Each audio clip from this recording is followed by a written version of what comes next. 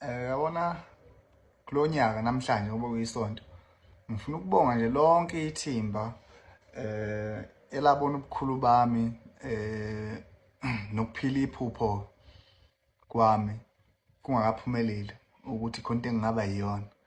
Ngiyayibonga lezi zinsizwa, ngiyayibonga le yansizwa futhi ngeze ngikwazi uyimenshina ngamagama. Ngoba ngeke ngaphila iphupho esikhathini esedlule mina ngibe nezitha ngathi mina nguFabio nezinto zakhe zingakabikho ngisahlanganisa. Leyo nto yangipha ingcindezi yokuthi angigcine ngiwuquality lo nguyena namhlanje. Even ngisathakasela ukufika phambili ngisazama namanje. Kodwa ke umuntu wangakhela izitho eziningi umama. Uyazi bengithi noma ngidlala noma ngiye esikoleni mangixhuma umama ethu waxhuma udokotela.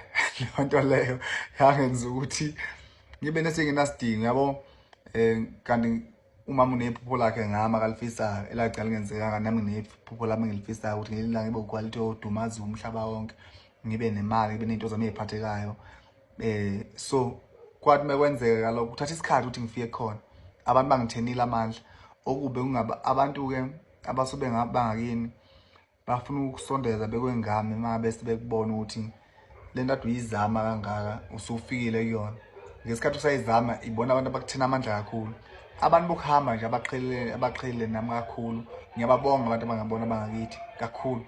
Bakwazi ukuthi mabe ngiqala into engayiqala ebrand quality yaphila yavuthwa ngenxa yabo. Laba bakithi nje bakwazi ukuthi bekwazi ukubona ukuthi iyasurvive yaphila lento emva kwesikhathi. Yabo ngiquality ngiyaphila nje manje ngiyalawula nje igoli ngokusemthethweni. Futhi nje ngiyabonga nje uNkulunkulu ukuthi uyakwazi ukuthi lento osungayitshethi ugcina ufike la usuyibukela kude eyithathe ezoyitshala kuwena uqobo. Eish.